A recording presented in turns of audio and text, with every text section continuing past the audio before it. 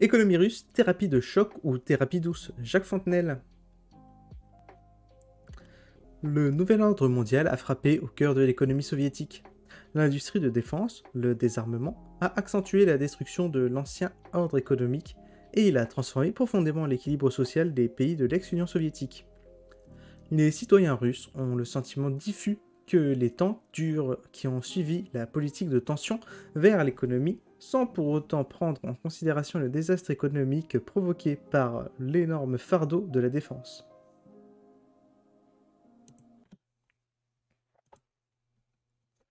La nécessité de la conversion des industries militaires vers les activités civiles s'est imposée avec le processus de transition d'une économie socialiste à une économie de marché.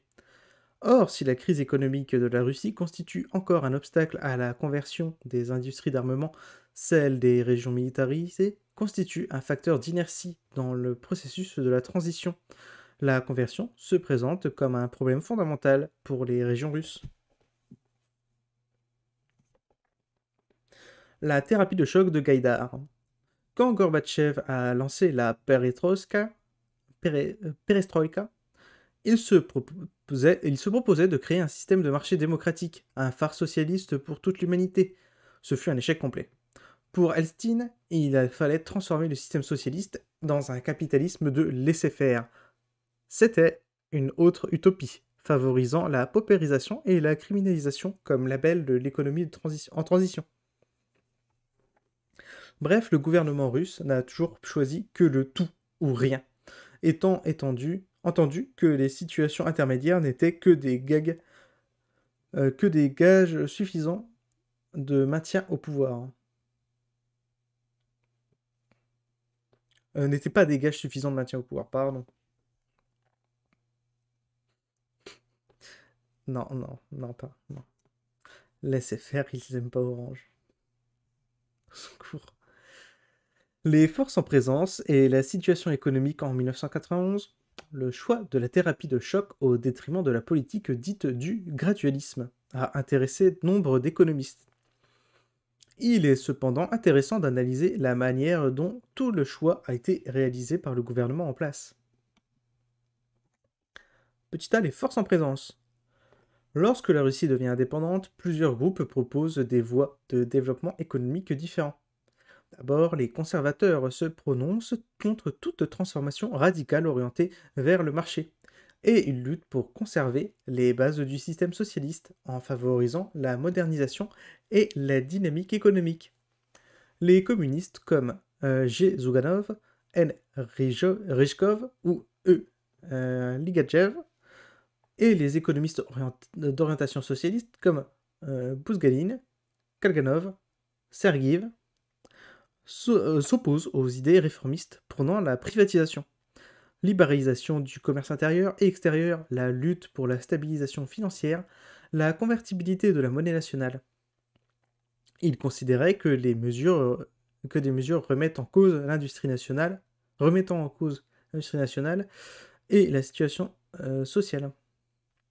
Au lieu de ces réformes, il aurait fallu concentrer les efforts sur l'établissement de l'ordre dans la sphère économique à l'instar des fameuses réformes d'Andropov en 82-83, avec la commission d'agrément d'État, le contrôle rigoureux de la qualité de la production, la haute responsabilité de l'administration pour le fonctionnement des entreprises et les sévères sanctions contre les revenus mal acquis. Ensuite, les réformistes modérés du marché, comme Glaziev, Fyodorov, Abalkin ou Louchkov, ne souhaitent pas des réformes trop brusques qui remettraient en cause les conditions sociales de la population. Ils souhaitent conserver un rôle important à l'État et à la propriété publique et maintenir une forte protection des producteurs nationaux. La privatisation de masse, la libéralisation du commerce extérieur ou la circulation monétaire ne sont pas revendiquées. Ce courant de pensée souhaite mettre l'accent sur la création de puissants groupes industriels et financiers et sur un soutien sélectif des industries par l'État. Les réformateurs critiques comme Yavlinsky, Petrakov, Mikhailov considèrent que les choix des mesures et leur succession ne sont pas corrects, qu'il aurait fallu commencer par la privatisation, la démonopolisation, la formation des structures de marché, avant de prendre en mesure des mesures de stabilisation financière et de libéralisation économique. En même temps, les représentants de cette catégorie sous-estiment le risque d'une hyperinflation. Il convient d'en citer quelques noms, et avant tout, celui de et d'autres. Enfin, pour Yegor Gaidar et son équipe, il est nécessaire d'entreprendre immédiatement la mise en place de l'économie de marché, suivant, en cela, les conseils des organisations mondiales, des organisations économiques de Washington et des experts américains. 1991, année économique catastrophique. À la fin de 91, la situation politique et économique de la Russie est catastrophique. Rien qu'en une année, le revenu national a baissé de plus de 11%, le PIB de 13%, la production industrielle de 2,8%, la production agricole de 4,5%, la production de pétrole et de charbon de 11%, et la production alimentaire de plus de 10%. La récolte globale de céréales a connu une décroissance de 24%, alors que les achats publics se sont restreints de 34%. La réduction du chiffre d'affaires du commerce extérieur a atteint 35% pour les exportations et 46% pour les importations. Le contrôle des processus financiers et de la circulation monétaire a pratiquement cessé d'exister, avec une dollarisation croissante, la substitution des rapports marchands monétaires au troc et les restrictions administratives des échanges commerciaux interrégionaux. Certaines républiques de l'URSS utilisent des substituts de l'argent, bons cartes d'acheteur, coupons. D'autres, comme l'Ukraine, l'Estonie, la Lettonie ou la Lituanie, créent leur propre monnaie nationale. Cette situation a provoqué une inflation supplémentaire avec l'augmentation de la masse monétaire. En outre, le déficit budgétaire s'est creusé alors même que les anciennes républiques fédérées cessent de transférer les fonds au budget fédéral. Par conséquent, le financement des services fédéraux, de l'activité politique extérieure, de l'armée et des services de sécurité n'était assuré que sur le budget de la Fédération de Russie. D'après les estimations de la Banque mondiale, basées sur le calcul des sources de financement du déficit budgétaire, ce dernier est égal à 30,9% du PIB. La pénurie de marchandises était devenue très importante. L'écart entre l'épargne monétaire de la population et des réserves marchandes s'est aggravé, de 5 fois par rapport à 1970 et de 2 fois par rapport à 85. Par suite d'une paralysie totale de l'ensemble du système de gestion de l'approvisionnement en denrées alimentaires s'est trouvé perturbé. Ainsi, en janvier 92, les ressources de céréales alimentaires sans importation représentaient près de 3 millions de tonnes, alors que les besoins du pays en denrées alimentaires dépassaient les 5 millions de tonnes par mois. D'après Roskelboprodukt, dans les 6 premiers mois de 92, la Russie devait importer 8,65 millions de tonnes de blé, alors que les besoins en blé s'élevaient à 26 millions de tonnes. Un rationnement assez rigoureux des denrées alimentaires fut établi dans presque toutes les villes du pays. Il portait notamment sur les produits de boucherie, le beurre, l'huile, les pâtes alimentaires, le sucre, le sel, les allumettes, les spiritueux, le fromage, les produits laitiers, le tabac ou les confiseries.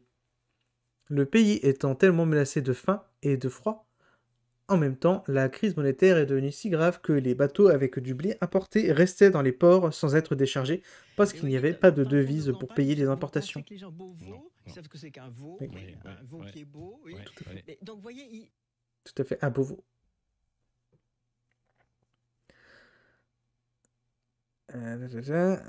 Sauf que là, on parle de port.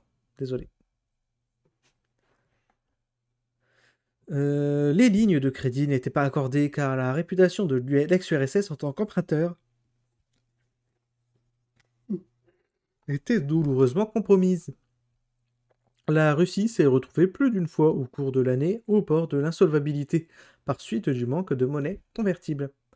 À la fin du mois d'octobre 91, toutes les ressources en devises liquides étant épuisées, la Vnechekonobank de l'URSS fut obligée de suspendre tous les paiements à l'étranger à l'exception de ceux qui remboursaient le service de la dette extérieure.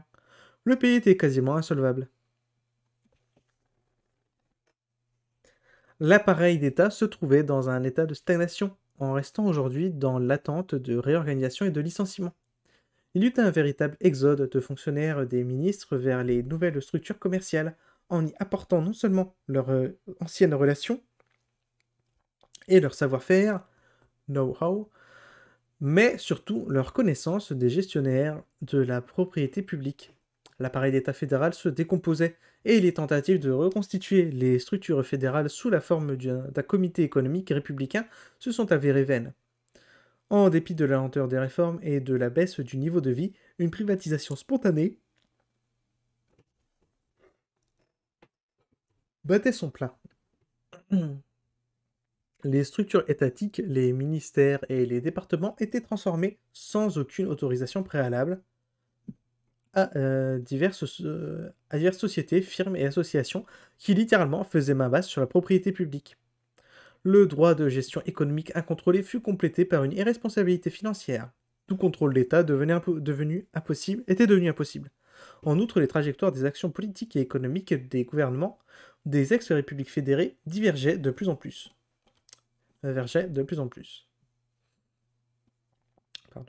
Pardon pour ça.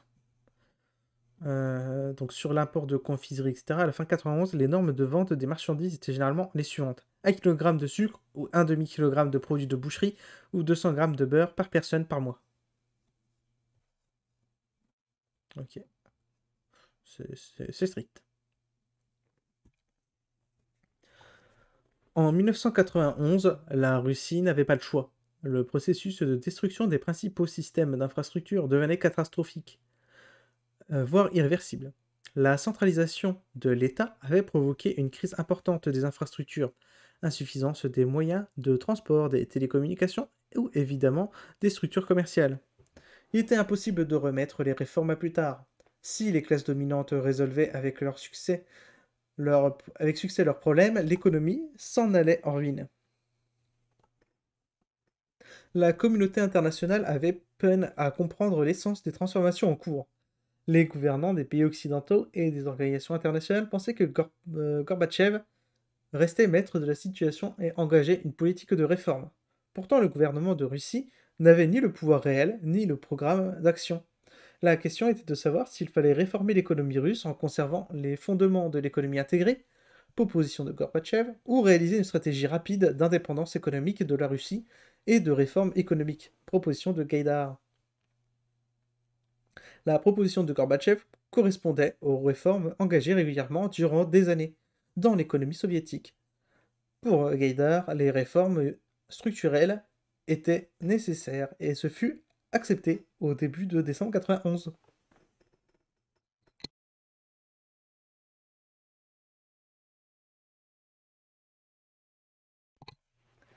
Les programmes de réforme économique en Russie.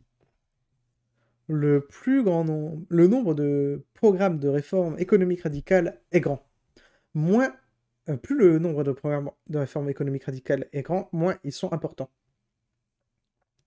Le programme économique de passage au marché élaboré en 1989 par le groupe de l'académicien Abalkin pour le gouvernement de Ryzhkov est remplacé en 1990 par le fameux programme des 500 jours du groupe Yavlinsky, qui fixe des objectifs de réforme sans expliquer les moyens disponibles.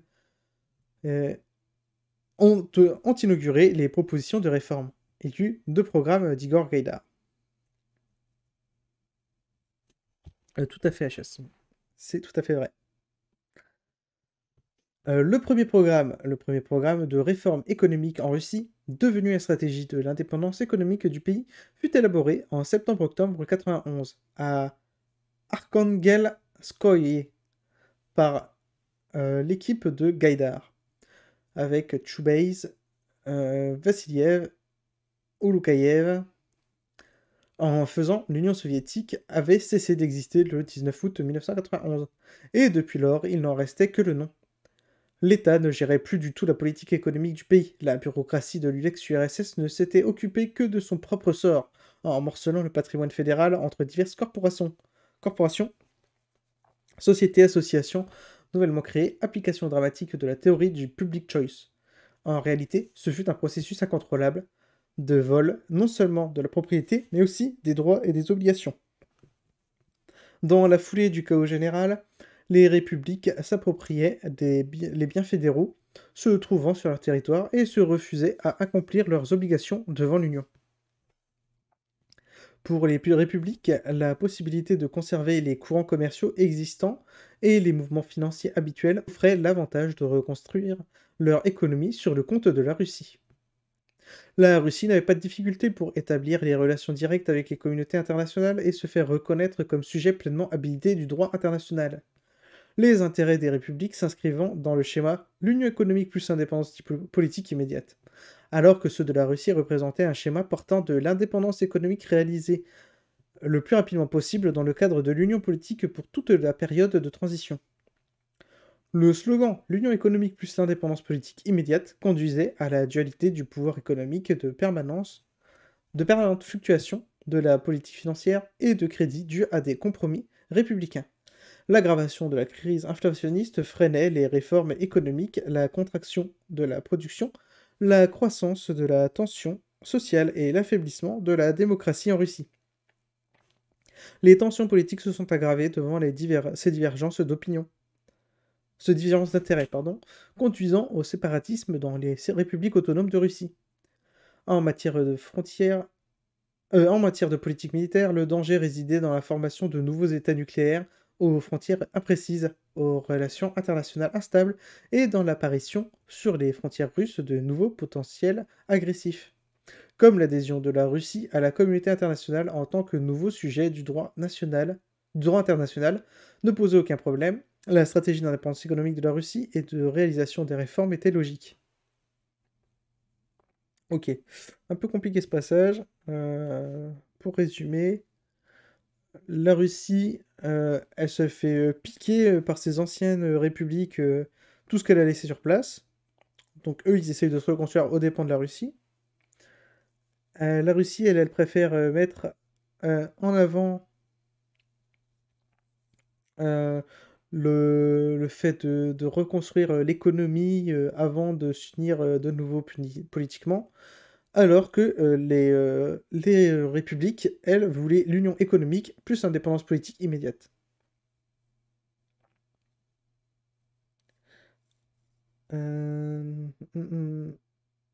Alors que ouais, la Russie voulait l'indépendance économique et l'union politique. Donc voilà. Il y avait quand même deux flancs assez distincts. J'ai un peu l'impression que si t'as pas au milieu une licence en histoire spé-Russie, ça reste assez complexe, quoi. Ah, c'est possible que quand même faut un peu de base. Mais là, j'ai l'impression surtout que t'as la Russie qui voulait, à la fin, à la chute du bloc, voulait faire l'union politique, donc pour garder le contrôle sur les États, mais faire l'indépendance économique de chaque État, de chaque république. Alors que elles, les républiques, voulaient l'indépendance politique et l'union économique. Donc voulaient continuer à avoir des accords commerciaux, etc. avec la Russie, sans être à sa botte. Alors que la Russie voulait l'inverse, c'est-à-dire tout le monde se démerde avec son économie, mais par contre, vous êtes mes sous-fifres quand même. Donc bon, ça n'allait pas. La Russie restait le leader naturel des transformations de l'économie. Elle possédait le plus grand potentiel d'exportation de l'ex-URSS. Elle avait la responsabilité de la dette extérieure, ce qui lui permettait de faire valoir ses droits aux avoirs en or et en devises, à la propriété à l'étranger et aux dettes des autres États à l'Union soviétique. La Russie devint donc tout naturellement le partenaire privilégié des États occidentaux et des organisations financières internationales. En outre, le rouble russe était objectivement la devise la mieux garantie parmi toutes les devises républicaines. Avec son intérieur assez développé, ses principales ressources d'exportation s'avéraient a priori susceptibles d'être plus ou moins facilement réorientées vers les pays industrialisés. Enfin, la Russie contrôlait les principaux constituants de l'infrastructure de production soviétique, car elle avait en sa possession la base matérielle et gestionnaire des systèmes de transport, de communication, de production d'énergie. La décision du groupe de Gaïdar de renoncer aux alliances économiques à long terme semblait réaliste.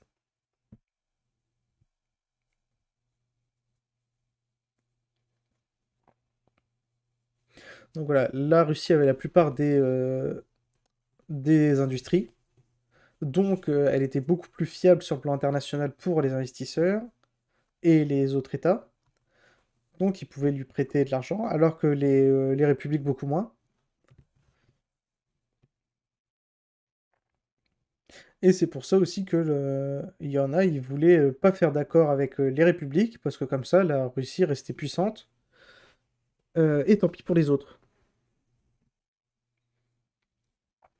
Il fallait procéder sans tarder à une réorganisation des organes de gestion et du pouvoir d'État de la Russie, la RSFSR, à l'époque, où la plupart des organes fédéraux devaient être intégrés dans le nouveau système. Deux variantes étaient alors envisagées. L'une prévoyait une transformation progressive, l'autre une transformation radicale. Ce fut cette dernière qui fut choisie par Elstine, non sans hésitation. Il s'agissait d'engager une simplification rapide de la structure de la gestion de l'économie et de l'État russe avec une réorganisation radicale de ces structures de gestion de l'économie, de ses fonctions, pardon, l'empêchant de s'immiscer dorénavant dans la vie économique. Donc voilà, séparation de l'État et de l'économie pour une meilleure libéralisation. Dans un second document, les plus proches perspectives économiques de la Russie, le groupe Gaïdar indiquait l'importance de la politique de stabilisation et des réformes dans les conditions de formation des nouvelles institutions nationales en Russie. Il identifiait la sphère financière et monétaire comme le premier jalon des efforts en matière de réforme et de stabilisation. À la différence de la privatisation du démantèlement des monopoles ou de la formation des structures de marché, la stabilisation financière pouvait être obtenue dans des délais brefs et sa réalisation n'exigeait que la volonté politique des autorités. Celle qui en fin de compte a le plus manqué par la suite.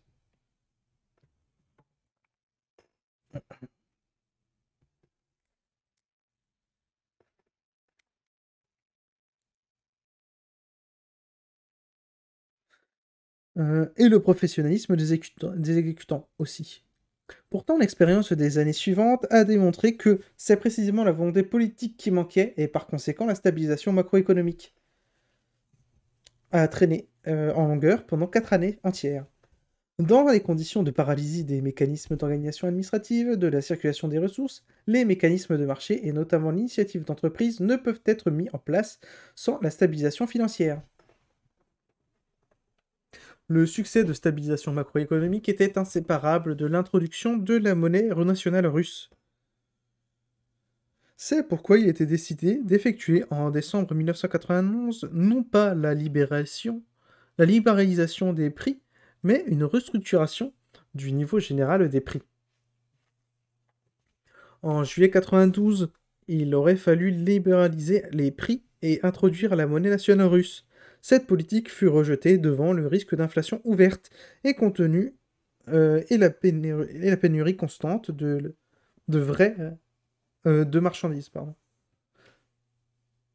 Le crédit de confiance au gouvernement aurait été épuisé vers le commencement de vraies réformes.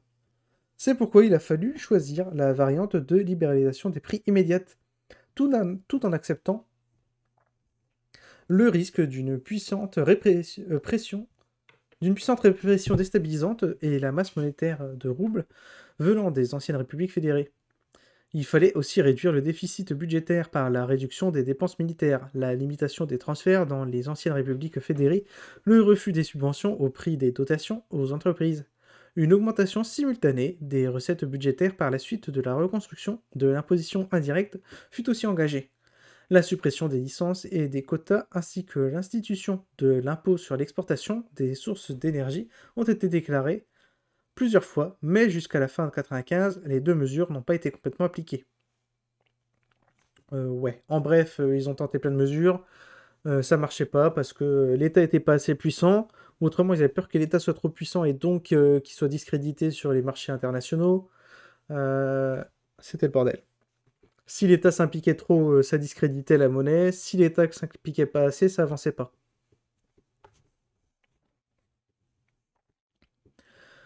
Pour Yegor Gaïdar, il fallait donc consolider les budgets russes et fédéraux parce que, dans les conditions d'une zone monétaire unique, la répartition des déficits budgétaires entre la Russie et l'Union n'influait pas sur les dimensions de l'inflation. C'est leur somme totale qui avait de l'importance. La libéralisation des prix devait être effectuée parallèlement aux mesures de restructuration du système de compensation budgétaire sociale, la redistribution des ressources financières en faveur des plus nécessiteux et la suppression des barrières bureaucratiques empêchant la formation des prix de marché. Le contrôle des prix ne devait être conservé que pour 10 ou 12 dénominations de marchandises constituant le minimum vital. En outre, la convertibilité intérieure du rouble, la législation et le développement du marché d'échange étaient mis en place.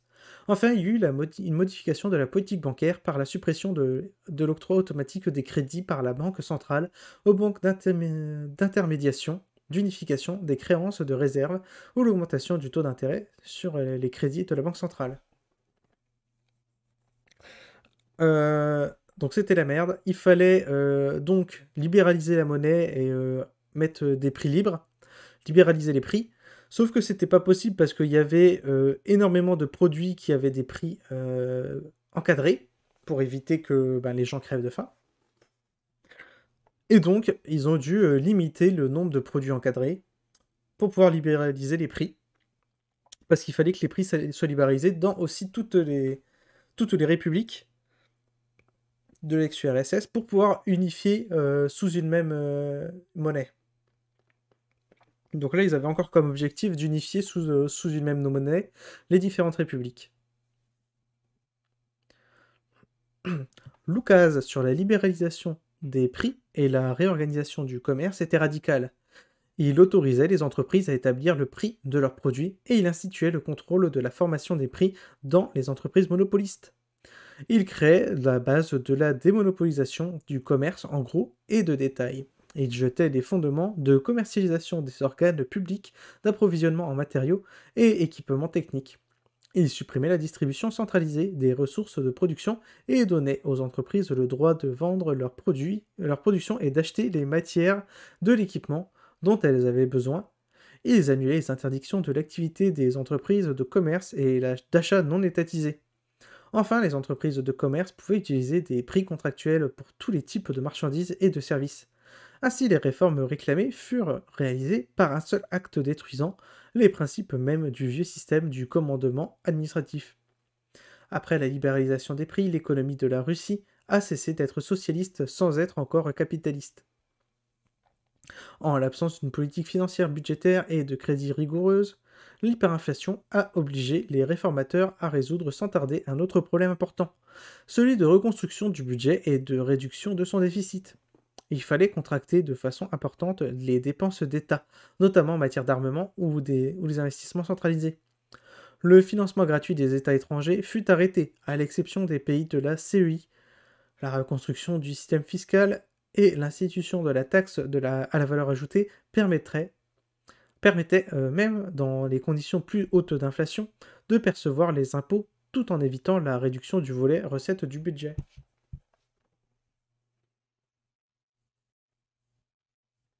Exactement. Tous les gens du chat, résumé à la fin de l'article. Hein. J'espère que vous êtes au taquet. Parce que c'est quand même pas mal. Hein. C'est pas mal costaud. Panique. L'ensemble des documents susmentionnés, avec de nombreuses annexes, a constitué le premier programme des réformes russes orienté essentiellement vers la période à court terme d'un développement de crise à la fin 91 et début 92. Deux positions de principe du programme n'étaient pas acceptables, c'est-à-dire la stabilisation financière sur la base d'une réforme monétaire et la privatisation uniquement monétaire, sans voucher, sans allègement pour les collectivités de travailleurs. L'institution d'une nouvelle monnaie s'est avérée impossible pour des raisons politiques, zone rouble, existence d'une inflation ouverte et jugée sans crise de confiance du nouveau pouvoir russe. Concernant la privatisation au moyen de vouchers gratuits, personne de l'équipe Gaïdar ne lui était favorable. Cependant, le Soviet suprême, qui a accepté presque toutes les dispositions du programme des réformes, a catégoriquement refusé d'adopter la privatisation commerciale comme fondement du système. Il a fallu remplacer les comptes d'investissement particuliers par des bons de privatisation, des vouchers, aux porteurs, ce qui simplifiait les procédures de privatisation. Un marché de bons de privatisation s'est formé et a permis aux gens les plus entreprenants de concentrer entre leurs mains de nombreuses propriétés. Les premiers programmes des réformes, novembre 91, avril 92, prévus pour une période courte, celle de l'urgence, a vu apparaître les prémices politiques et économiques du capitalisme grâce à l'éradication de la faim et du froid dans les maisons, la relance des systèmes de communication et d'énergie, l'arrêt de la décomposition de l'État et du séparatisme. Il s'agissait d'un changement fondamental de la voie historique du développement du pays, vers la formation d'un régime politique stable orienté vers les réformes et l'intégration des principales structures fédérales russes pour succéder à l'URSS dans l'arène internationale. Ce système a continué pourtant à vivre avec les tares du socialisme comme le système des soviets, l'importance des syndicats communistes, le monopole des kolkhozes et les sovkhozes dans la vie rurale et le poids de la politique des cadres pratiquée par la nomenclatura. Le régime politique de la République d'août était fort instable, avec l'essor de conflits aigus entre le centre fédéral et les régions séparatistes. Ce régime national visait à la décomposition complète de l'État socialiste. Cependant, avec la fin de l'organisation du KM, Conseil d'aide économique mutuelle, ou COMCON, fondé sur la division internationale socialiste du travail et l'éclatement de l'URSS en plusieurs États indépendants, les relations économiques régulières entre les anciens membres ont été interrompues ou désorganisées, ce qui fut un facteur aggravant de la crise. Ok, c'est le bordel. Conclusion, c'est le bordel. Les conditions politiques étaient pour la plupart déterminées par celles du domaine économique. Il s'agissait d'abord d'engager la Russie dans un système différent de celui de commandement administratif fondé sur le marché. La suppression du système de plan d'État et de l'économie nationale, la liquidation de nombreux types d'ordres administratifs et le nouveau processus de distribution par le commerce en tant que mode de liaison entre la production et la consommation sanctionnaire, la première étape. Ensuite, la libéralisation partielle des prix et du commerce extérieur et intérieur constituait une étape fondamentale de l'économie de marché. L'État a recherché à un certain niveau de stabilité budgétaire et fiscale la réduction du risque de faillite des finances publiques et l'établissement de la convertibilité interne du rouble pour les opérations courantes. Enfin, la création des institutions nécessaires à l'indépendance économique russe en matière de politique monétaire, budgétaire, fiscale, douanière, de crédit, d'investissement et d'émissions a constitué un objectif incontournable.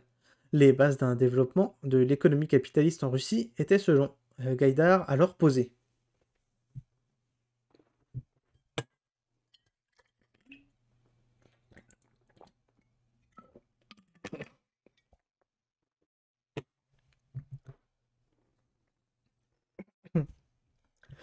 Au début, l'équipe de Gaïdar s'était fixé comme objectif fondamental la mise en place des bases politiques et économiques du capitalisme. Les entreprises ont appris à travailler dans les conditions d'une inflation élevée. La multiplication des non-paiements constitue un témoignage spectaculaire de cette adaptation en l'absence d'une protection sociale suffisante, comparable à celle des pays qui ont perdu une guerre, celle de la guerre froide. La transformation systémique s'est avérée indispensable au prix de l'abandon des territoires. Le nouveau gouvernement réformateur engageait une politique inattendue pour les agents économiques et il représentait même un corps étranger à l'environnement social, économique, politique et juridique. Les corrections à la politique adoptée ont parfois fait l'effet d'un recul, voire d'une capitulation. Le gouvernement s'est trouvé devant un dilemme. Soit continuer les réformes avec le maximum de radicalisme, soit accepter quelques compromis. Les choix ont été souvent difficiles compte tenu de la dégradation de la situation économique et sociale nationale. Mais l'histoire vécue ignore le conditionnel. Le premier programme efficace pour les fondations a ensuite laissé la place au programme d'approfondissement des réformes économiques, dont l'élaboration avait commencé à la fin du mois d'avril 92. Bonjour Cariops. Ça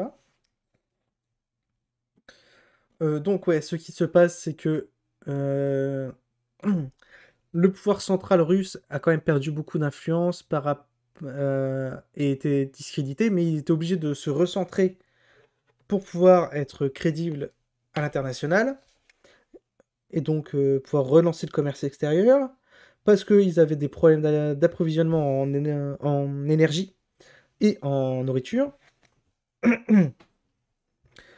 Donc il faut pouvoir importer, il faut donc que les pays acceptent d'importer à crédit.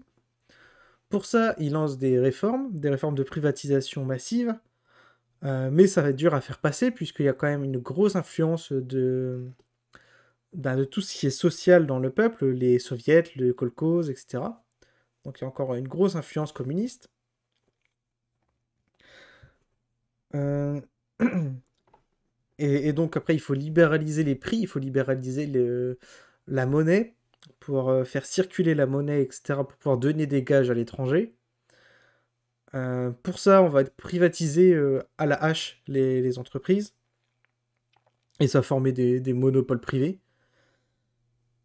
qui vont se gaver. Sachant que pendant cette période 91-92, donc, il est dit que il y a il y a des gros problèmes d'approvisionnement en énergie et en nourriture. Et donc, pour reboucler sur pourquoi on lit ça, on avait lu dans un article sur la Lettonie à l'époque, euh, des Russes, enfin un Russe surtout, qui parlait de l'époque justement de cette libéralisation économique, où c'était vraiment le chaos complet. Et je pense que il y a dû avoir énormément de trafic et d'illégalisme qui s'est développé à cette époque-là, justement, au vu de l'État qui perd toute puissance, de républiques qui déclarent leur indépendance, mais qui veulent être unies économiquement, et se reposer du coup sur la Russie pour pouvoir avoir accès au commerce extérieur, puisque eux sont trop faibles, trop petits pour avoir un intérêt à l'étranger. Donc il y a tout un melting pot où je pense ça devait être bien le bazar, parce que justement les républiques ont pris contrôle de tout ce qu'avait laissé l'URSS en termes fédéral.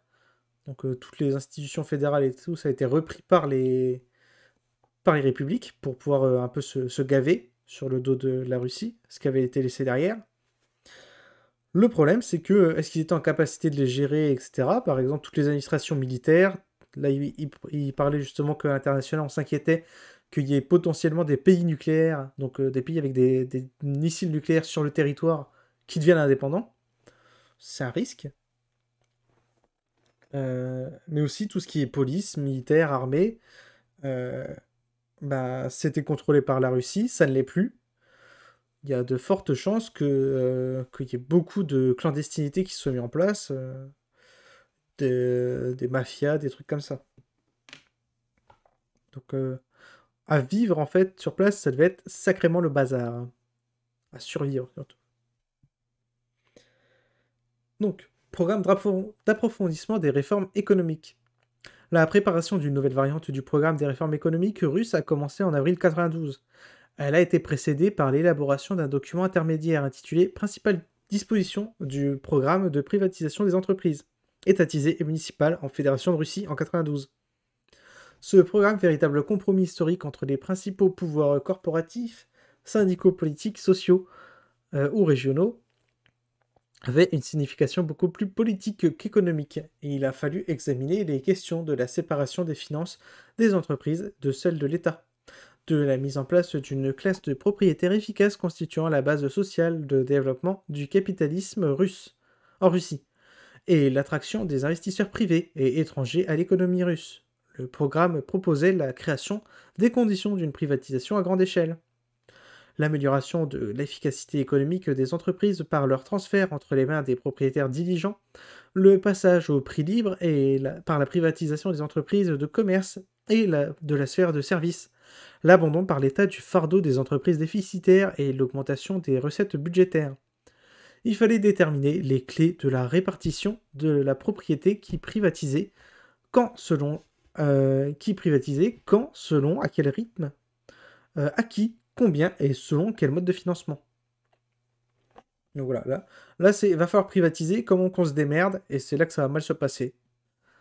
Très certainement. Il a été défini les entreprises à privatisation obligatoire, à privatisation limitée et à privatisation non obligatoire ou interdite à la privatisation. Les premières concernaient les unités économiques exerçant un impact sur la formation et le fonctionnement de l'infrastructure de marché de l'économie, ainsi que les entreprises déficitaires. Donc premièrement, on va privatiser tout ce qui est déficitaire et tout ce qui permet de former l'économie. Donc ça va être certainement les banques, tout ce qui est lié au monétaire comme ça. Je pense que ça va être privatisé d'abord. Tout ce qui est type banque. Je vois pas d'autre ce qui peut être dedans. C'est dommage qu'il n'y ait pas mis d'exemple. Les secondes concernent les grandes entreprises, plus de 10 000 employés avec des immobilisations supérieures à 100 millions de roubles. Donc là, par exemple, on va privatiser les grandes industries, dont les firmes en situation de monopole. Voilà. Celles appartenant au secteur de l'industrie extractive, du transport, des établissements scientifiques ou touristiques, voire, dans certains cas, du complexe militaro-industriel. J'hésitais à dire le complexe militaro-industriel, mais si du coup, ils en privatisent un peu. Donc tout ce qui est pétrole, tout ce qui est gaz, transport, établissements scientifiques ou touristiques. Voilà, ils privatisent tout ça.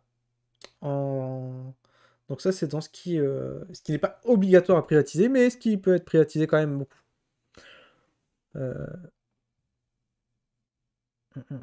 Voilà, donc ça, c'est privatisation obligatoire, privatisation limitée, voilà. Privatisation limitée, on va privatiser, limiter la recherche et tout ça.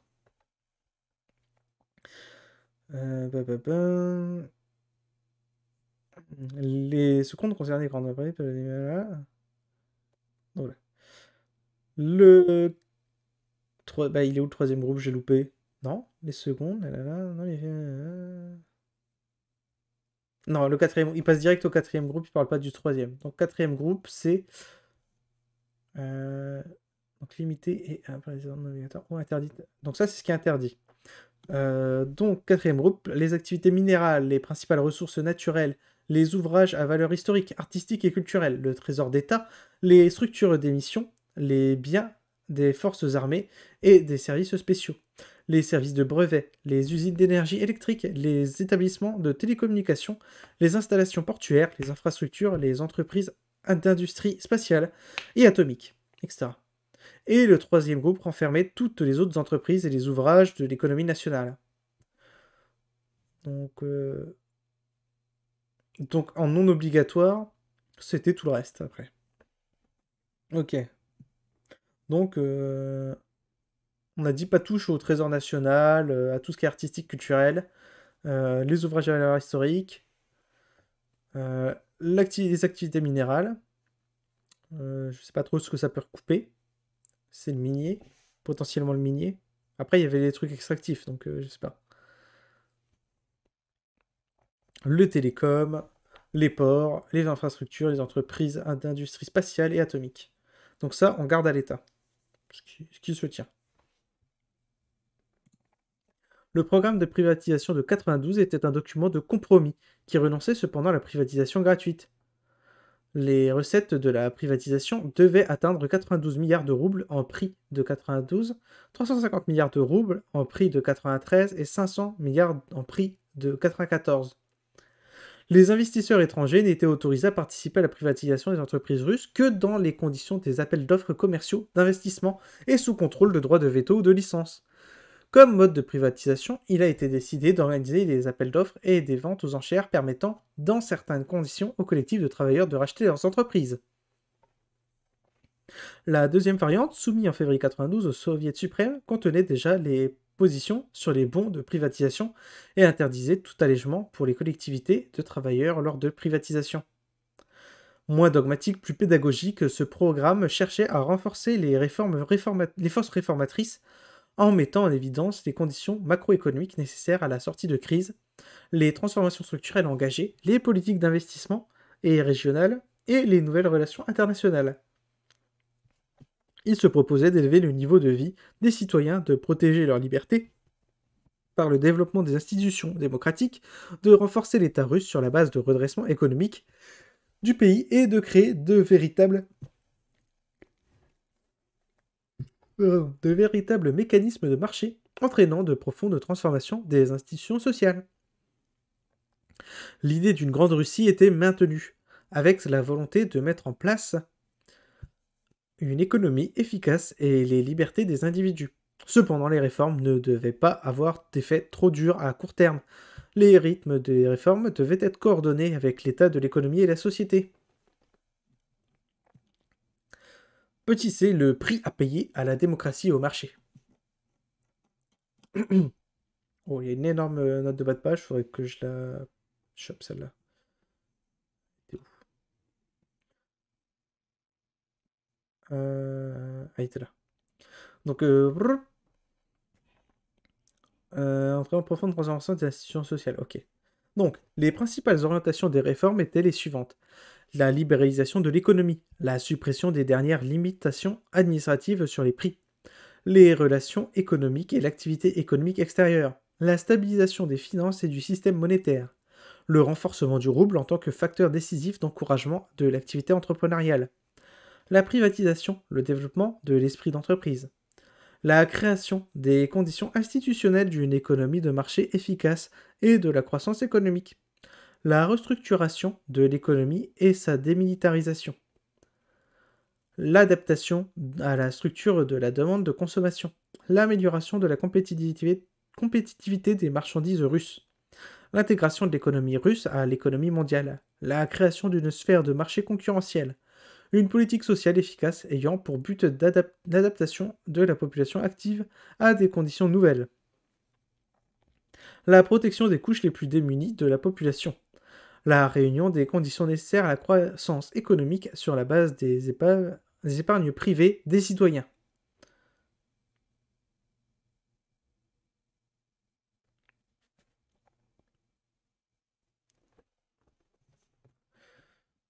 Hop.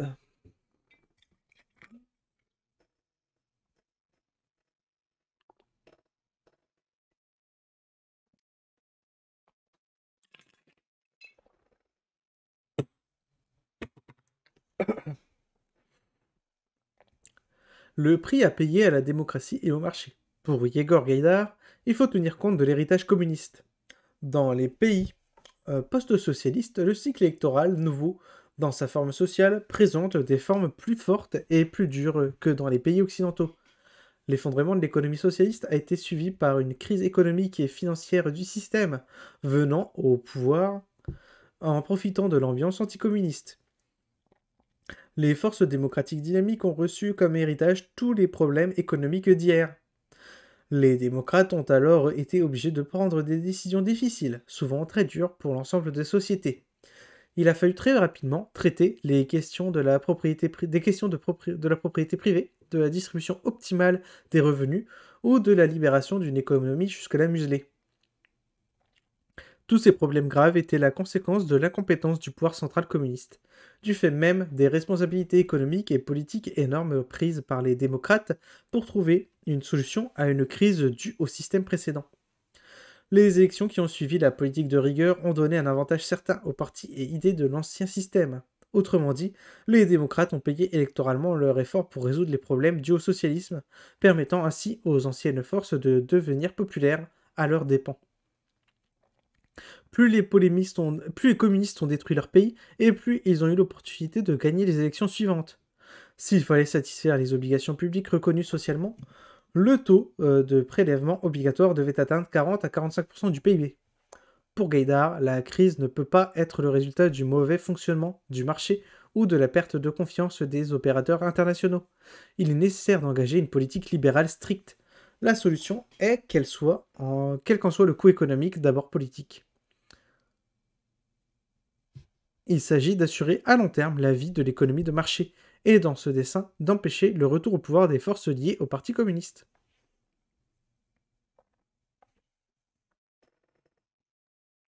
Le chemin vers plus de secteur privé et moins d'État.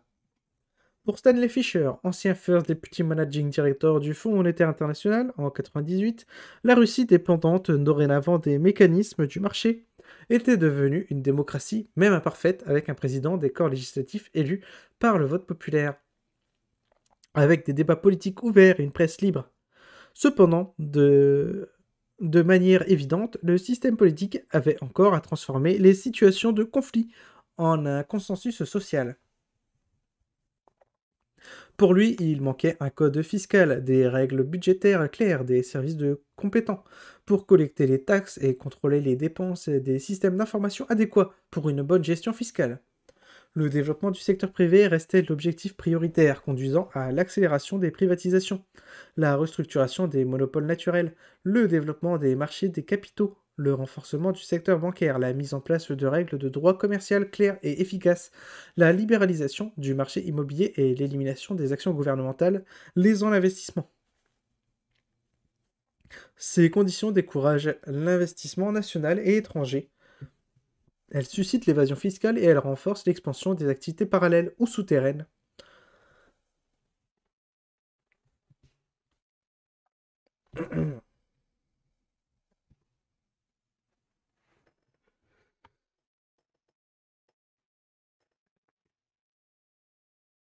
En fixant ces priorités, il serait important alors de réduire les interventions directes du gouvernement dans l'allocation des ressources, de supprimer les efforts budgétaires en faveur des entreprises, d'accroître les dépenses destinées à la gestion publique et à son contrôle afin de mettre en place un trésor efficace, de réformer le secteur public en réduisant le nombre de travailleurs redondants, de limiter les financements trop importants dans les domaines de la santé et de l'éducation publique, de supprimer les subventions généralisées pour les services collectifs, les logements, etc. Début 98, le FMI a accordé un soutien ferme à la politique économique du président Elstine. M comme dessus s'est déclaré convaincu de l'application des politiques prévues. Au programme assurera à la Russie une transition réussie à une économie de marché dynamique. La politique libérale sans alternative pour la Russie, l'exemple du taux maximum des prélèvements obligatoires et l'avenir économique russe en question. Voilà, c'est encore une citation de Guédard.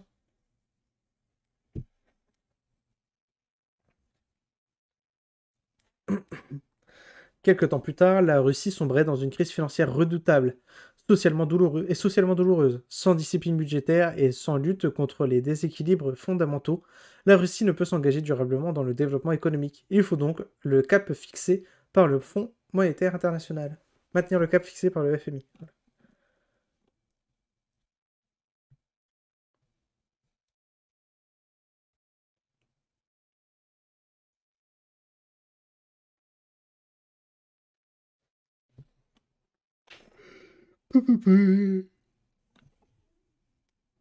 La critique du choix de la thérapie de choc. Si l'on peut accepter l'idée de la thérapie de choc, il est plus difficile d'être en accord avec sa mise en place, qui a réincarné l'esprit et la manière de penser des bolcheviks. Une thérapie suggérée par l'étranger. Pour Estienne, il s'agissait de combattre un État autoritaire dans le secteur économique et les Occidentaux l'ont soutenu pour mener cette politique de laisser-faire. La question était de savoir à quelle vitesse la transition pouvait se faire. Au départ, il s'agissait de privatiser les seules entreprises de services et de permettre au marché de définir les prix. Les importations et le taux de change étaient encore contrôlés. L'État garantissait les investisseurs étrangers et il favorisait les fonds d'investissement. Par contre, le FMI et la Banque mondiale, l'OCDE et la BIRD ont critiqué cette approche graduelle. Ils n'ont pas souhaité élargir leur soutien par l'aide internationale sans la stabilisation des finances publiques et l'élimination rapide des principes de restriction des importations, même si ces organismes percevaient les dangers d'une baisse du PIB et d'une inflation forte. Ils considéraient qu'au bout de 2 ans, la croissance de la productivité du PIB serait vraisemblablement supérieure à celle des pays à économie de marché mature. En Russie, la plupart des économistes étaient pour le gradualisme. Guédard lui-même était supposé trop gradualiste pour les conseillers occidentaux. Il souhaitait libéraliser les prix et le commerce extérieur. Le soutien du gouvernement russe à quelques entreprises lui semblait normal, afin de maintenir l'activité industrielle en Russie. Mais sous la pression de Jeffrey Sachs, 20 milliards de dollars de soutien international ont été proposés à la Russie pour l'application d'une approche de type Big Bang vers la transition. En conseil donné pour prendre le modèle chinois plus graduel en compte, Sachs considère que cela n'a pas de sens, puisque l'industrie soviétique plus développée avait plus de chances de réussir sa transition la transition de son économie vers le marché que la Chine.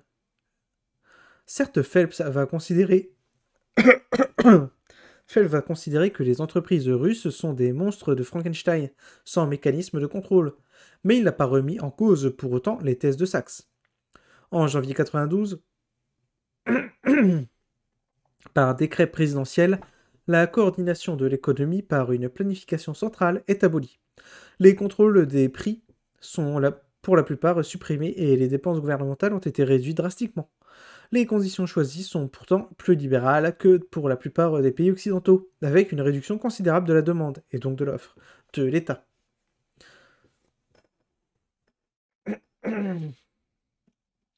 C'est la mise en financière... c'est la mise en financière et la corruption. La Russie s'est rendu compte que les conseillers ne sont pas les payeurs.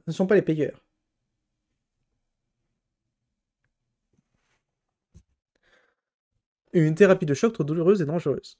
Le 2 janvier 92, influencé par les experts occidentaux comme Jeffrey Sachs ou Anders Aslund, le FMI, la Banque mondiale et les membres du G7, Yegor Guedar a lancé la thérapie de choc.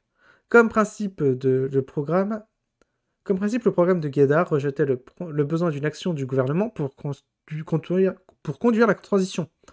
Peu d'attention a alors été portée aux besoins immédiats du peuple et aux prérequis des entreprises russes pour faire face aux ajustements nécessaires à l'économie de marché. L'éducation, la santé, la science et la culture ont été victimes de l'austérité fiscale.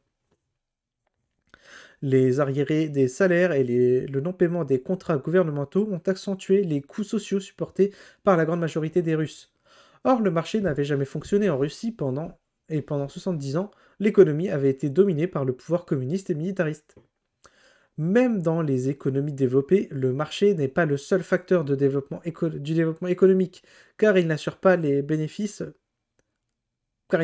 satisfaction des besoins fondamentaux de tous les membres. Il faut redistribuer une partie des bénéfices pour financer les services publics, non immédiatement rentables, mais nécessaires au bien-être de la population et au climat de confiance des affaires. La violence des résultats. Pourtant, dans le cadre du consensus de Washington, le FMI exigeait souvent l'austérité et le laisser-faire. Le programme de Guedar correspondait comme une copie carbone au modèle de réforme du FMI. Les subventions aux biens de grande consommation ont été abolies. L'ouverture économique des frontières a été assurée. Le budget de l'État s'est effondré, emmenant avec lui les financements militaires, éducatifs, culturels, de la santé, du logement ou du transport. En fait, le bien-être social a été directement concerné. Comme en témoigne la baisse notable et historique de l'espérance de vie russe moyen, à 1,5 million de personnes chaque année.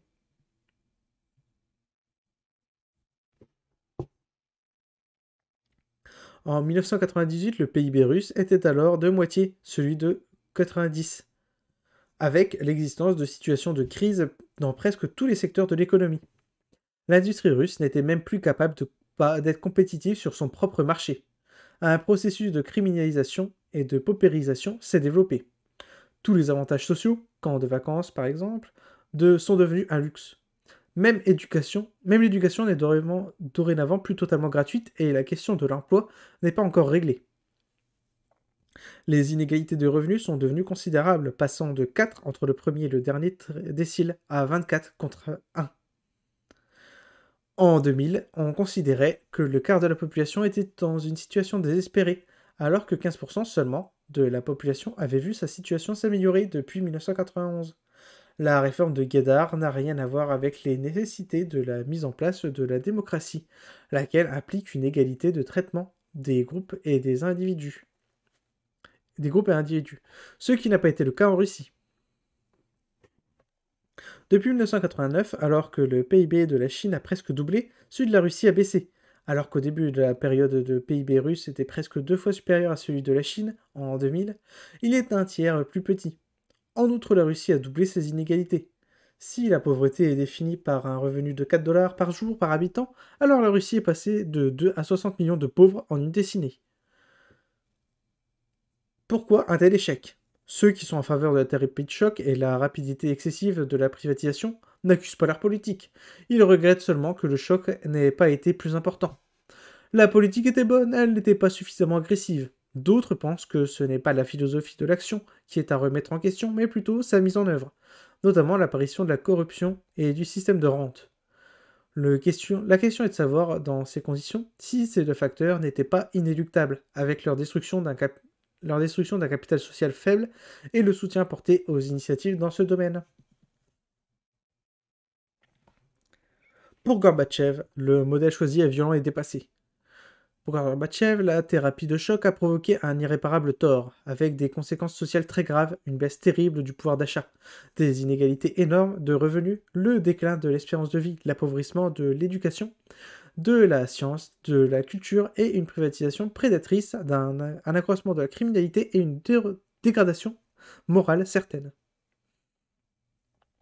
Je n'ai pas voulu de l'imposition d'un modèle de marché qui appartenait déjà au passé des pays avancés. Il ne fallait pas non plus dégainer ainsi le destin des êtres humains vivants. Dédaigner ainsi le destin des êtres humains vivants. Il ne fallait pas rééditer ce que les bolcheviks avaient fait. Il s'agissait d'abord de démocratiser l'Union soviétique et de rechercher un système économique juste et humain. La méthode gradualiste aurait été ainsi choisie. Mais l'Ouest demandait toujours d'aller plus vite, d'entrer dans une approche plus décisive. Les jeunes économistes ont même trouvé que le plan qui consistait à faire entrer le marché en Russie euh, en moins de 500 jours n'était pas suffisamment décisif.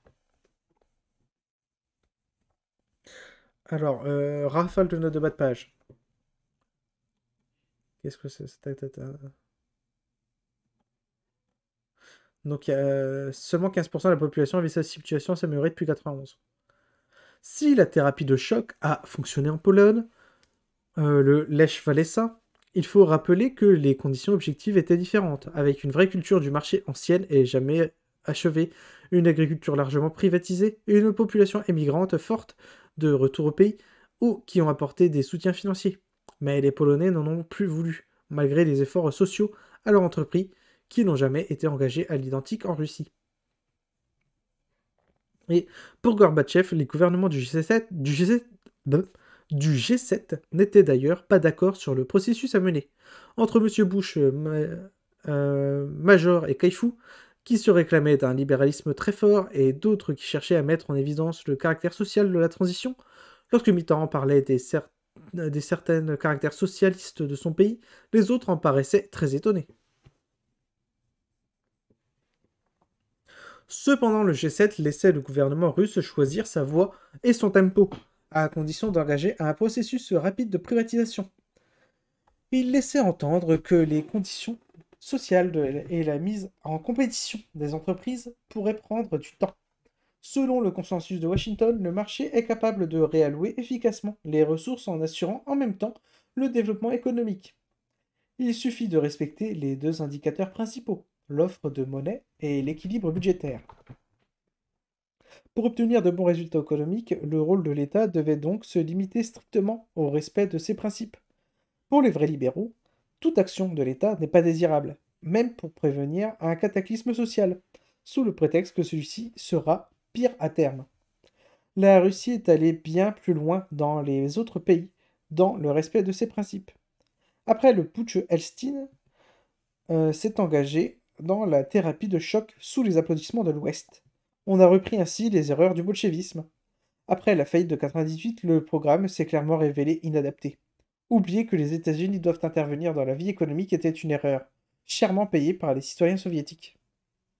Oublier que les États doivent intervenir dans la vie économique était une erreur, chèrement payée par les citoyens soviétiques. La gestion du risque de guerre. Pour Mikhail Intriligator, l'une des plus grandes menaces pour la sécurité internationale d'aujourd'hui, à savoir le futur de la Russie, n'intéresse pas suffisamment les hommes politiques et les politologues, alors que ces derniers faisaient pourtant une fixation totale sur l'Union soviétique et sa menace militaire potentielle, notamment nucléaire, pendant la guerre froide. Intrigator, c'est l'Amérique dort pendant que la Russie chancelle. On peut ignorer les similarités entre les conditions de la République de Weimar avant l'avènement d'Hitler, la crise de l'économie russe en question. Ok.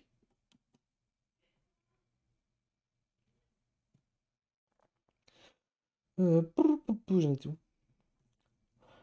La Russie est chancelante, mais elle est susceptible de remettre totalement en cause la sécurité mondiale. De nombreuses mafias contrôlent d'importants secteurs de l'économie, et elles manifestent par de multiples extorsions illégales. Les nouveaux propriétaires et managers des firmes privatisées agissent sans entrave comme des monopoleurs. Ils cherchent à contrôler les prix, notamment par des protections publiques, à réaliser, voire à liquider les actifs de la société et à déposer le produit de la vente dans des comptes bancaires personnels offshore dans une atmosphère de prévarication et de corruption généralisée. Les conflits territoriaux et ethniques assombrissent encore le tableau. Enfin, tous les systèmes qui appartiennent à un État moderne, comme la santé, l'agriculture, l'environnement, l'éducation, le droit, la science et la technologie, sont aussi en crise. Plusieurs scénarios possibles se présentent à la Russie, ceux qui pourraient avoir des influences substantielles sur l'ensemble du monde. Le premier scénario fait référence à la mise en place d'un nouveau système autoritaire avec l'apparition d'un nouveau Staline. Le second scénario consiste dans la perpétuation de la crise de l'autorité légale conduisant au chaos et à l'anarchie avec des gangs criminels prenant le contrôle des régions du pays. Le troisième scénario conduit au développement de guerres civiles internes élargissant le conflit de la Tchétchénie vers de nouvelles aventures sécessionnistes à l'intérieur même de la Fédération Russie.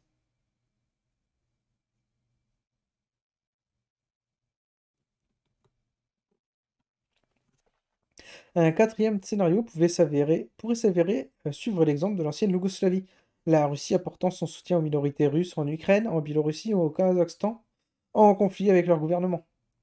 De nombreux observateurs avaient noté les remarquables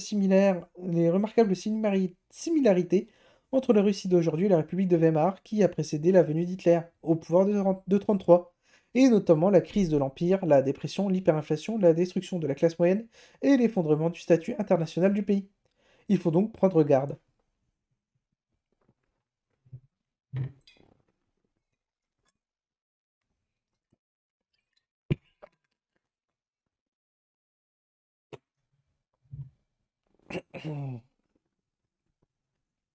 Un capitalisme à la russe s'est mis en place qui supporte des effets pervers qui ne permettent guère d'engager le pays dans un développement soutenable. Il y a d'abord une certaine incompréhension de l'exercice de l'intérêt individuel dans une société. Ensuite, la Russie a dû faire face à une double transition, celle du système et d'une démilitarisation de l'économie, qui lui est spécifique. Enfin, l'aide internationale des grandes instances intergouvernementales ne s'est pas avérée très efficace, compte tenu du caractère éminemment politique de son intervention.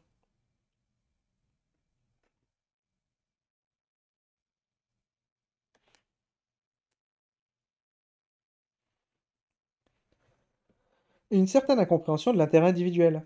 La thérapie de choc a constitué une politique d'insertion brutale de l'économie russe dans l'économie de marché mondial. La Russie s'est alors engagée dans des procédures de libéralisation et de privatisation économique non sans se heurter aux difficultés représentées par la centralisation de l'économie socialiste et par l'inertie du complexe militaro-industriel. Or, l'idée de l'intérêt individuel s'est parfois transformée en un refus de la socialisation des intérêts fondamentaux d'une nation. Le respect de la loi et de la police est essentiel, car dans une société civilisée, les réponses égoïstes à court terme produisent des ravages socio-économiques. Le calcul hédoniste montre que les individus ne payent leurs impôts que s'ils estiment que le jeu en vaut la chandelle, si les avantages apparaissent supérieurs au prix de la violation.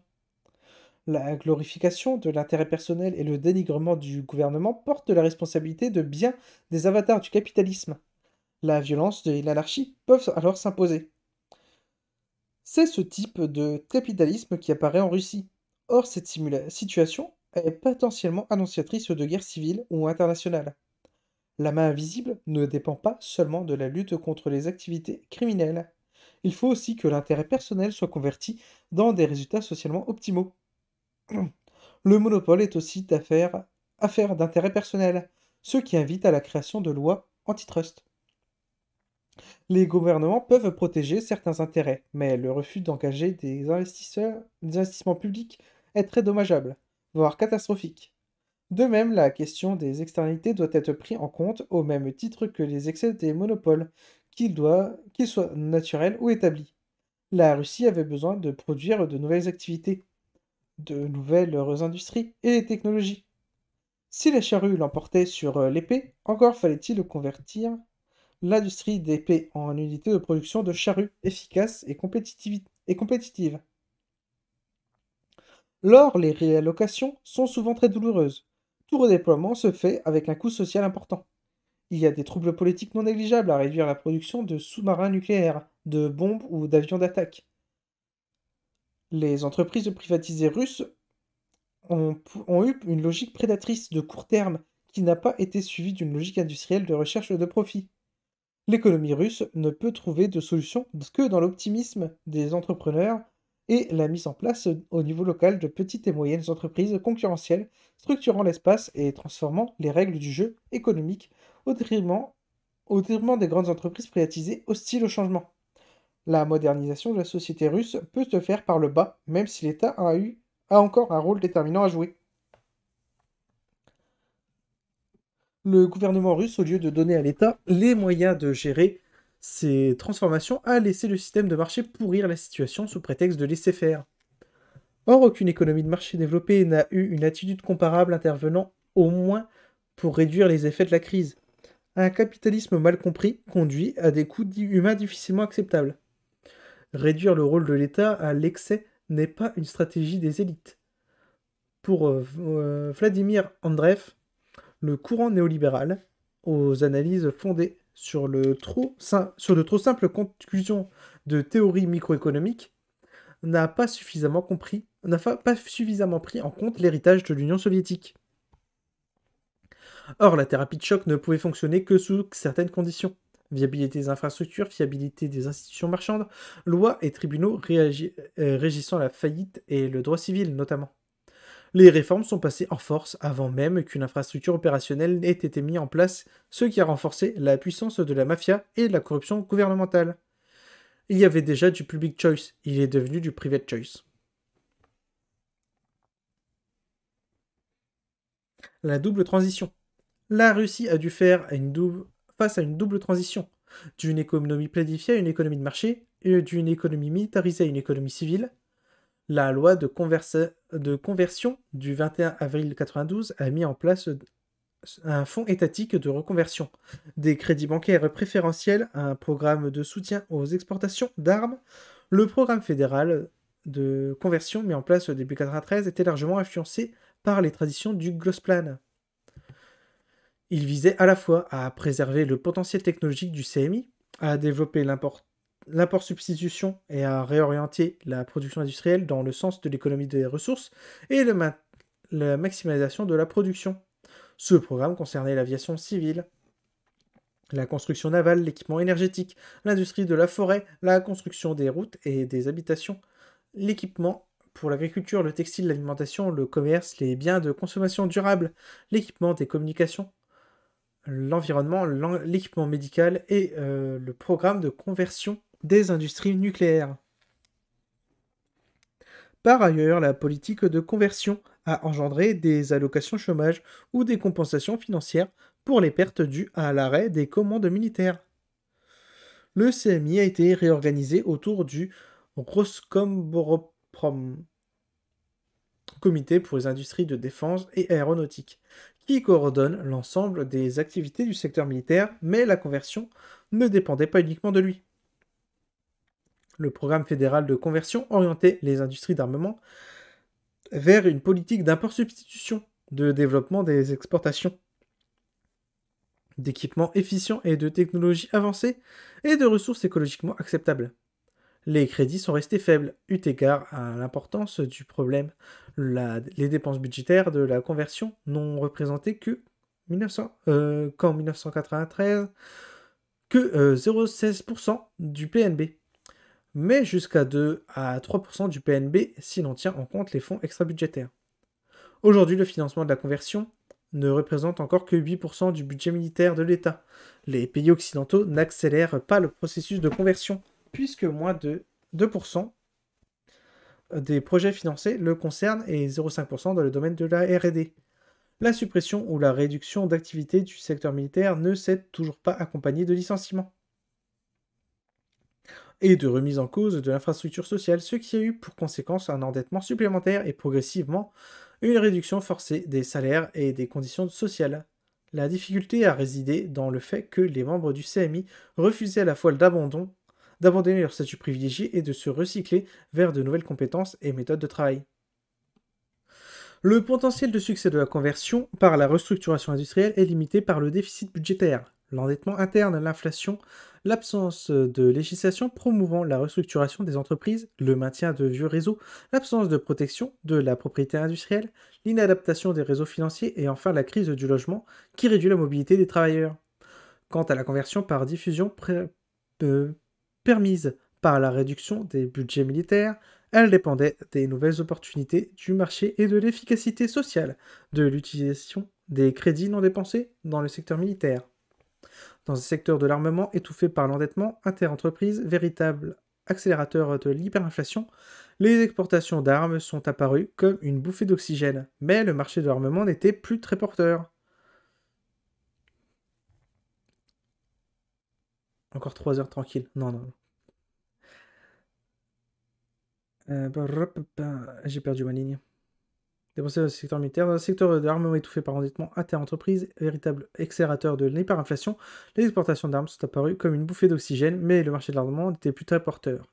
Cependant, le CMI a mis en avant la stratégie de l'exportation de produits militaires de haute technologie contre l'importation de produits de consommation.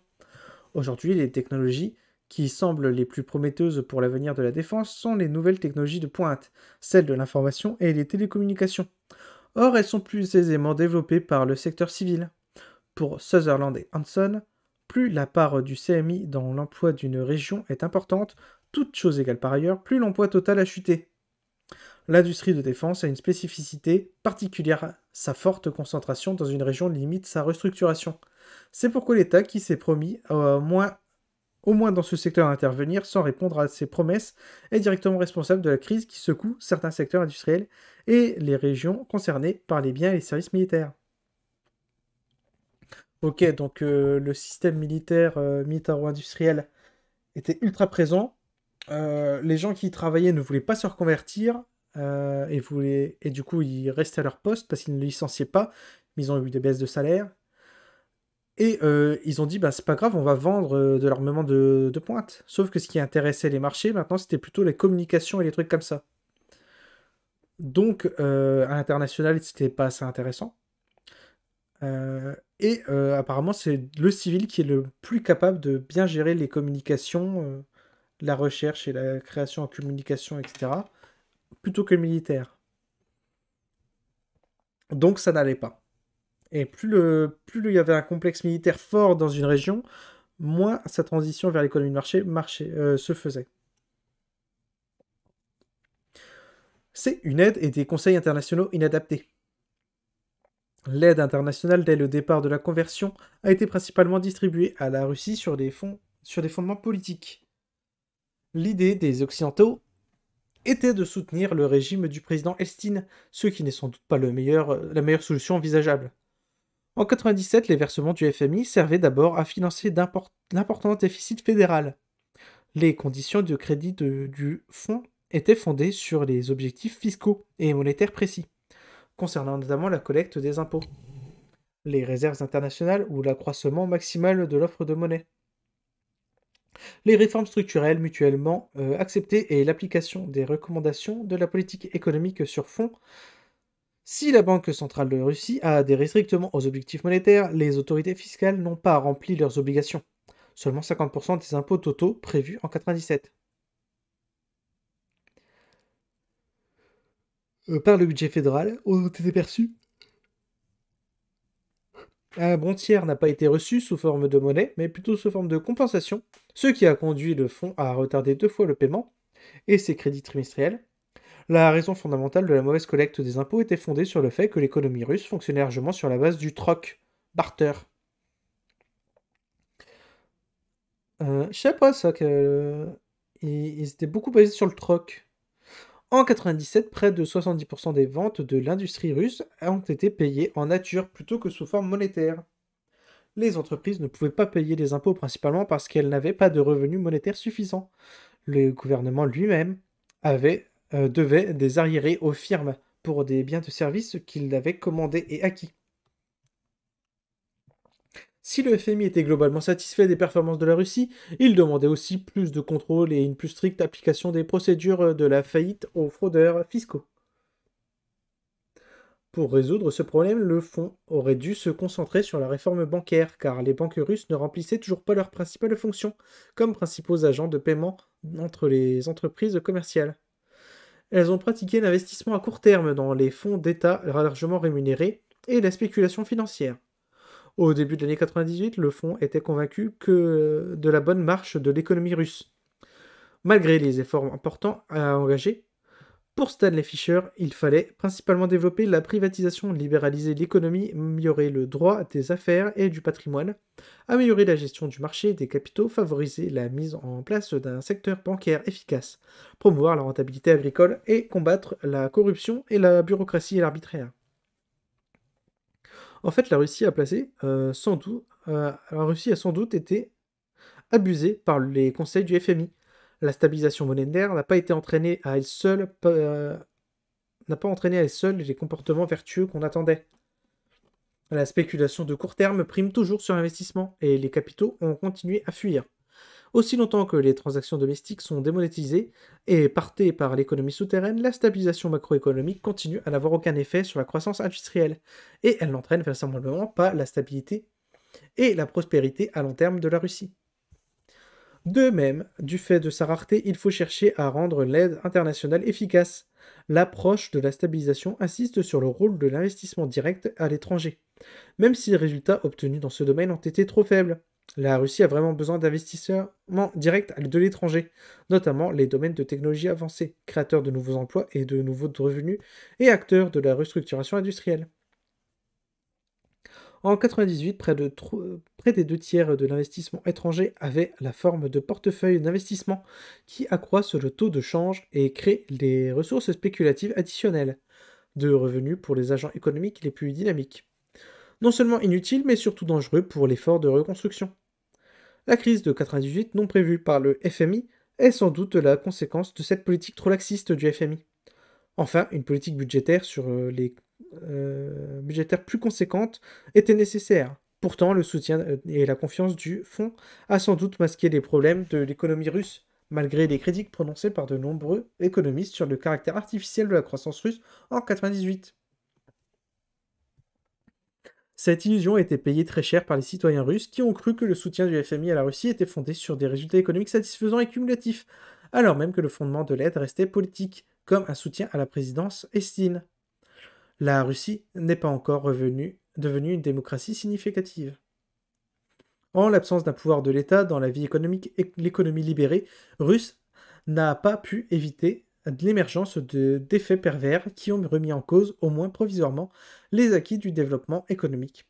L'État est au cœur de la définition et du respect des lois. Il est un important facteur de confiance pour les agents économiques et son application dans les relations socio-économiques est telle que son inefficacité produit des situations de crise. Tous les processus de développement nationaux ne sont réalisés dans le cadre d'un État fort, fondé sur un libéralisme éclairé, protégé par les pouvoirs publics en place. Et voilà, fin de l'article. Donc ouais, ce qui s'est passé, c'est que il fallait libéraliser l'économie, tout ça, pour pouvoir relancer, sortir de la pauvreté, de la crise énorme qu'ils étaient en train de prendre dans la tête. Donc il fallait s'ouvrir aux fonds étrangers pour pouvoir avoir de l'importation. Pour pouvoir avoir de l'importation, il fallait gagner la confiance du FMI, des autres États, etc. Pour ce faire, donc, ils ont suivi les recommandations du FMI. FMI qui a dit on va vous donner de l'argent. Mais en fait, le FMI n'a pas donné de l'argent parce que l'économie s'améliorait, etc. au fil du temps. Le FMI a continué de donner de l'argent pour soutenir la politique qui était mise en place, mais pas ses résultats. Et donc, ce qui s'est passé, c'est qu'ils ont tout libéralisé en disant l'État ne s'occupe plus de rien, débrouillez-vous, l'économie va se libéraliser toute seule et ça ira très bien. Résultat, le capitalisme a fait le capitalisme, c'est-à-dire qu'ils ont pillé tout l'existant. Toutes les ressources, le peu de ressources qui restaient, Ils ont tout pillé. Ils ont fait énormément de bénéfices sur un court terme. Comme toutes les privatisations qu'il y a eu, etc. en Europe, etc. Donc le capitalisme est venu, les fonds étrangers sont venus, ils ont tout démantelé, tout pillé, aucun investissement à long terme. Donc le PIB a augmenté, il y a eu de la croissance, etc. sur quelques années, et arrive quelques années après, tout est détruit, crise, c'est la merde. Voilà, voilà.